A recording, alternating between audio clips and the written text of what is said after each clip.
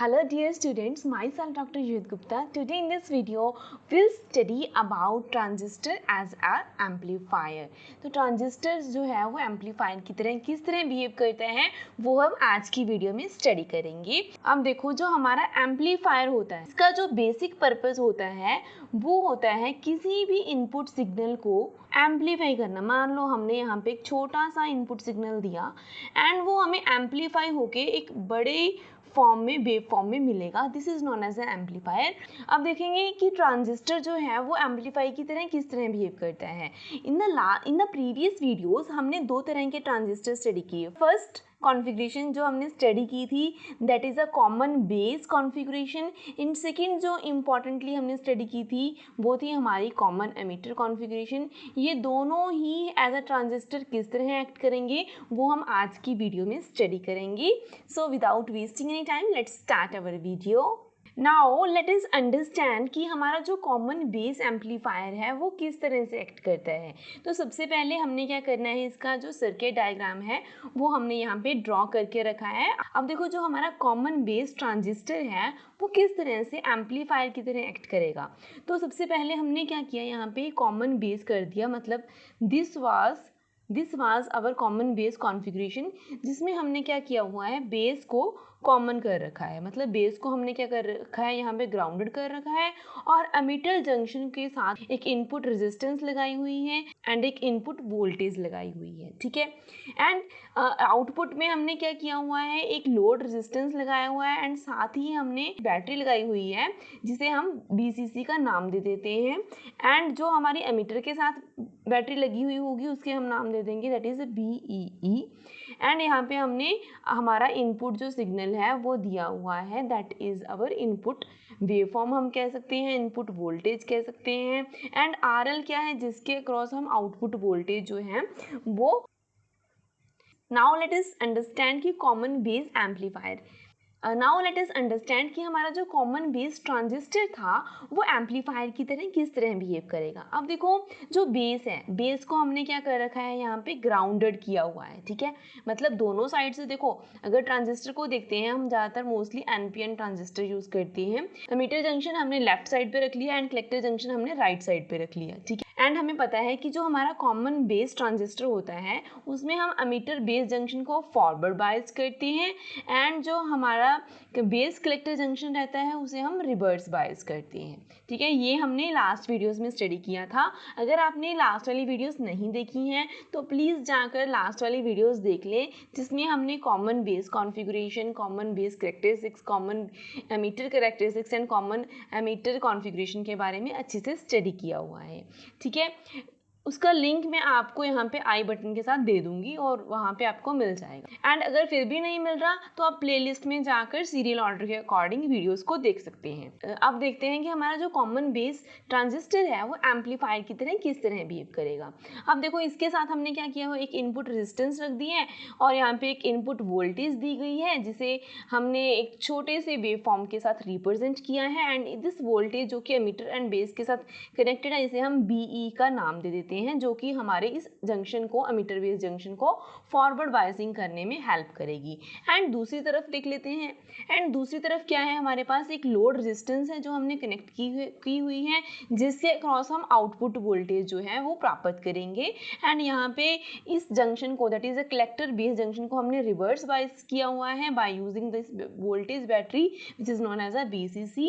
समझते हैं कि हमारा जो कॉमन बेस ट्रांजिस्टर है वो एम्पलीफायर की तरह किस तरह बिहेव करता है.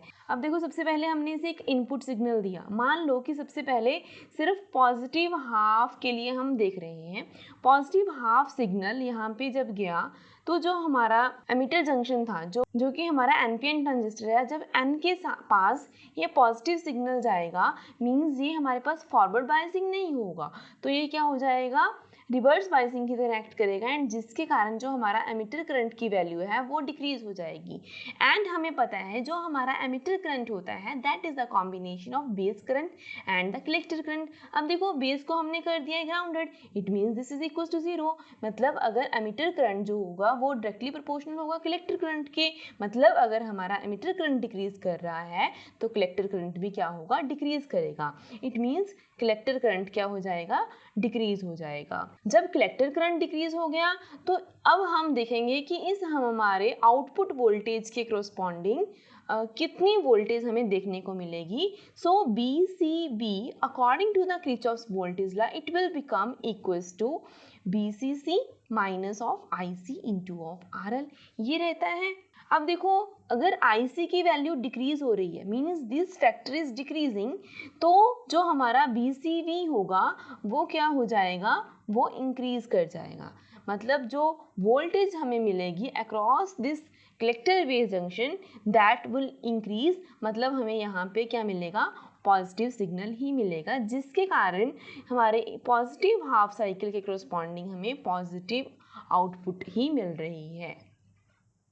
बस एक बात का हमें ख्याल रखना है कि जो हमारी आउटपुट वोल्टेज होगी that would be quite higher than that of our input voltage. मतलब लोड रेजिस्टेंस हमेशा हम ज़्यादा रखेंगे सो दैट कि जब हम इससे आउटपुट वोल्टेज निकालें तो हमें वो ज़्यादा अमाउंट में मिले. नाउ लेट अस अंडरस्टैंड कि हमारे इस नेगेटिव हाफ साइकिल के जब हम नेगेटिव हाफ साइकिल जाएगा तब क्या होगा. नाउ लेट अस अंडरस्टैंड जब हमारे पास ये नेगेटिव हाफ साइकिल इस इनपुट को हम देंगे, जब नेगेटिव हाफ साइकिल आएगा एंड नेगेटिव हाफ साइकिल जब मान लो इस N जंक्शन के पास आया. अब देखो मान लो ये नेगेटिव हाफ साइकिल है वो इस N जंक्शन के पास आया. अब देखो ये नेगेटिव है एंड ये N टाइप है, तो यहाँ पे क्या हो जाएगा, फॉरवर्ड बायसिंग होनी स्टार्ट हो जाएगी, जिसके कारण एमीटर करंट की वैल्यू क्या हो जाएगी, इंक्रीज कर जाएगी. एंड जैसा कि हमने पहले कहा that emitter current is equal to base current and collector current. अब देखो बेस तो हमने ग्राउंड कर रखा है तो इसका तो रोल आएगा ही नहीं. Emitter current is directly proportional to our collector current. मतलब अगर एमीटर करंट की वैल्यू इंक्रीज करती है तो कलेक्टर करंट की वैल्यू भी क्या कर जाएगी, इंक्रीज कर जाएगी. एंड जो हमारी वोल्टेज थी across the collector base junction that was VCC minus of ICRL. And अगर IC की वैल्यू बढ़ती है तो means this negative term will increase. मतलब जो एम्प्लीफिकेशन होगी वो भी नेगेटिव फॉर्म में होगी, जिसकी वजह से जो हमारा कॉमन बेस एम्पलीफायर रहता है वो रहता है इन फेज रहता है. मतलब इसमें फेज चेंज नहीं होता. अगर आपको क्वेश्चन आएगा तो बेसिकली अबाउट द फेज आएगा कि किस तरह के ट्रांजिस्टर में फेज जो है वो शिफ्ट हो जाता है. तो फेज जो है वो कॉमन बेस एम्पलीफायर की फॉर्म में कभी भी शिफ्ट नहीं होता. यह बात हमें ध्यान में रखनी है. नाउ अनदर इम्पॉर्टेंट पॉइंट जो हमने यहाँ पे स्टडी करनी है, हमारा फर्स्ट इम्पॉर्टेंट पॉइंट है, our first important is the voltage gain. अब देखो इसमें वोल्टेज गेन हमने स्टडी करना है. जो वोल्टेज गेन होता है बेसिकली जब भी हम किसी चीज़ का गेन देखते हैं तो हम देखते हैं कि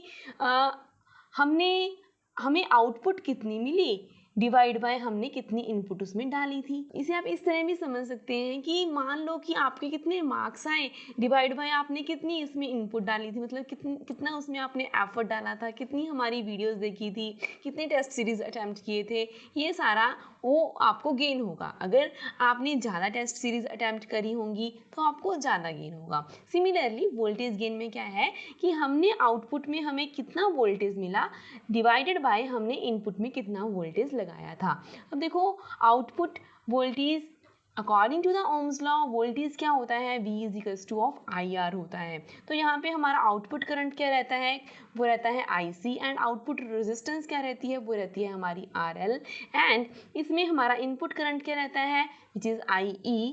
एंड हमारे इनपुट रेजिस्टेंस क्या रहती है विच इज़ RE. एंड हमें पता है IC अपॉन IE को हम लिख देते हैं alpha. So it will become alpha into RL divide by of RE. So this is our voltage gain. तो इसे हम कुछ इस तरह की फॉर्म में रिप्रेजेंट कर सकते हैं.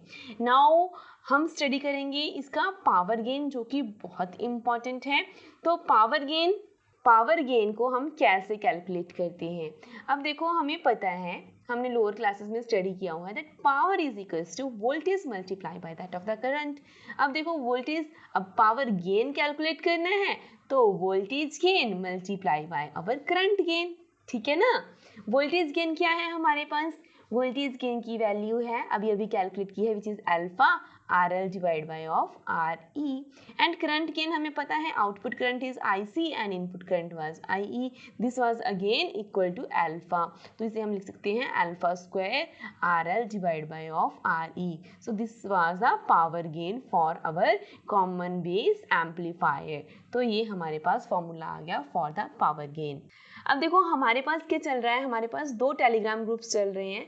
एक ग्रुप है मास्टर कैडर के लिए स्पेशली, सेकंड है lecturer cadre, CSIR NET, GATE, JEST, TIFR, कोई भी एग्जाम उसके लिए हमारे पास अलग से ग्रुप चल रहा है. उस ग्रुप में हम क्या प्रोवाइड कर रहे हैं, टेस्ट सीरीज प्रोवाइड कर रहे हैं, मल्टीपल चॉइस क्वेश्चंस प्रोवाइड कर रहे हैं. एंड जो भी स्टूडेंट्स हमारे क्वेश्चन बैंक में टेस्ट सीरीज में एनरोल होना चाहते हैं तो वो मुझे डायरेक्ट कांटेक्ट कर सकते हैं ऑन द टेलीग्राम. एंड जो भी स्टूडेंट्स एनरोल होना चाहते हैं lecturer cadre, assistant professor and any other competitive exam, they can contact me directly. And more over electronics के नोट्स, न्यूक्लियर फिजिक्स के notes and solid state physics के notes, ये तीनों नोट्स हमारे पास अवेलेबल. जो भी स्टूडेंट्स को चाहिए वो हमें ऑर्डर कर सकता है. सभी नोट्स आपको प्रिंटेड फॉर्म में मिलेंगे. Now let's move on to our next topic which is the common emitter amplifier. अब देखो हम स्टडी करेंगे common emitter transistor as an amplifier की तरह किस तरह काम करता है. तो इसमें हमने कुछ नहीं करना, जो हमारा सर्किट डायग्राम जैसा हमने पहले स्टडी किया हुआ है वैसा ही सर्किट डायग्राम हम यहाँ पे बना देंगे. एमिटर को हम क्या कर देंगे, कॉमन कर देंगे, ग्राउंडेड कर देंगे. बेस एमिटर जंक्शन हमारा फॉरवर्ड बायस होगा एंड जो कलेक्टर एमिटर जंक्शन होगा वो हमारा रिवर्स बायस होगा. इसका वर्किंग मैं समझाने वाली हूँ. सबसे पहले हमने क्या किया, यहाँ पे एक स्मॉल इनपुट सिग्नल देंगे एंड हमें मिलेगा एक लार्ज आउटपुट सिग्नल. ठीक है, एम्पलीफायर का बेसिकली पर्पस ही यही होता है ना कि स्मॉल सिग्नल को लार्ज सिग्नल में एम्पलीफाई कर देना. एंड हमारे YG फिजिक्स का मकसद भी यही है कि आपको एम्पलीफाई करके एक अनएम्प्लॉयड से एम्प्लॉयड बना देना. हमारे चैनल को सब्सक्राइब करते रहिए एंड अपने फ्रेंड्स के साथ ज़रूर शेयर करिए. प्लीज़ आपको अगर वीडियो अच्छी लग रही हो तो प्लीज़ यूट्यूब के कमेंट सेक्शन में जाकर कमेंट्स ज़रूर करिए. चलिए स्टार्ट करते हैं. अब देखो सबसे पहले हमने क्या किया, हमने इसे मान लो कि पॉजिटिव हाफ साइकिल जो है वो इनपुट में चला गया. अब ये है हमारा NPN ट्रांजिस्टर. ठीक है, यहाँ पे जो बेस है वो P रीजन है. अब देखो यहाँ पे क्या हो रहा है, हमारा पॉजिटिव सिग्नल गया, positive signal is connected to the P terminal.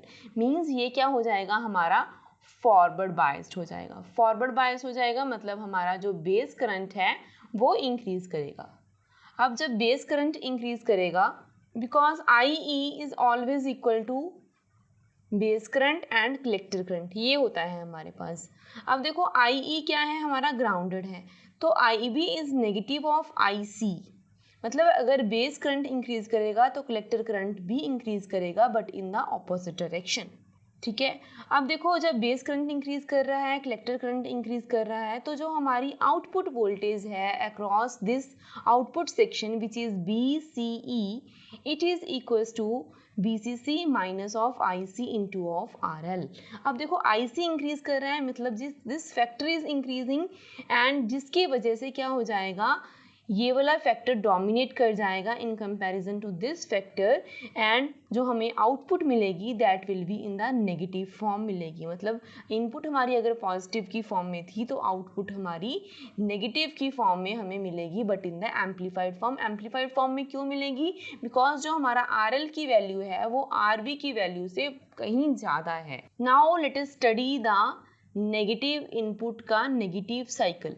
जब हम नेगेटिव साइकिल से कनेक्ट करेंगे, जब नेगेटिव साइकिल आएगा तो ये वाला क्या हो जाएगा, हमारा ये हो जाएगा रिवर्स बायस्ड. मतलब हमारा बेस करंट डिक्रीज करेगा. अगर बेस करंट डिक्रीज करेगा तो कलेक्टर करंट की वैल्यू भी क्या कर जाएगी, डिक्रीज कर जाएगी. एंड अगर कलेक्टर करंट की वैल्यू डिक्रीज करेगी means this factor will not dominate here, this factor will dominate. मतलब हमारा जो आउटपुट आएगा corresponding to the negative section, it would be positive but in the amplified form because of the presence of RL. So I think आपको ये इसका जो functioning है वो समझ लग गई कि कैसे कॉमन एमिटर ट्रांजिस्टर में फेज जो है वो शिफ्ट हो जाता है, चेंज हो जाता है बाय द 180 डिग्री। ये भी बहुत इंपॉर्टेंट क्वेश्चन है कि किस एम्पलीफायर में फेज ट्रांजिशन होता है बाय 180 डिग्री, तो वो है हमारा कॉमन एमिटर ट्रांजिस्टर। एंड अगर हमें फाइंड आउट करना हो that is a voltage gain corresponding to this common emitter configuration, तो क्या होगा, इसे भी हम ए बी के साथ डिनोट करेंगे। हमने बताया था that is output voltage divide by input voltage, and according to the Ohm's law output voltage में हमारा जो करंट है दैट इज IC, एंड जो रेजिस्टेंस है दैट इज RL, एंड जो इनपुट में हमारा करंट है वो है बेस करंट, एंड इनपुट में वोल्टेज है RB। So IC upon IB को हम बीटा के साथ रिप्रेजेंट करते होते हैं into RL divide by of RB। And अगर हमें पावर गेन कैलकुलेट करना हो तो हम उसे कैसे कैलकुलेट करेंगे, that is output power divide by the input power. Output power that is B output divide by B input, I output divide by I input, because जो हमारी पावर होती है which is voltage multiply by that of power is equals to voltage multiply by of current, and जो हमारी voltage gain की value है which is beta RL divide by of RB, and जो हमारा आउटपुट करंट है which is equals to IC divide by of IB, जिसे हम again लिख सकते हैं that is equals to beta, so it will become equals to beta square RL divided by of RB. So this was our power gain for the case of common emitter configuration, common emitter transistor, and इसमें जो important point है मैं दोबारा बता रही हूँ, phase shift आएगा by the 180 degree, मतलब इसे आप इस तरह भी लिख सकते हैं that phase is shift by 180 degree. So this was all about today, and अगर आपको एंड फिर भी अगर आपको कोई डाउट हो इस टॉपिक में तो कमेंट सेक्शन में कमेंट ज़रूर करना। Till then good bye.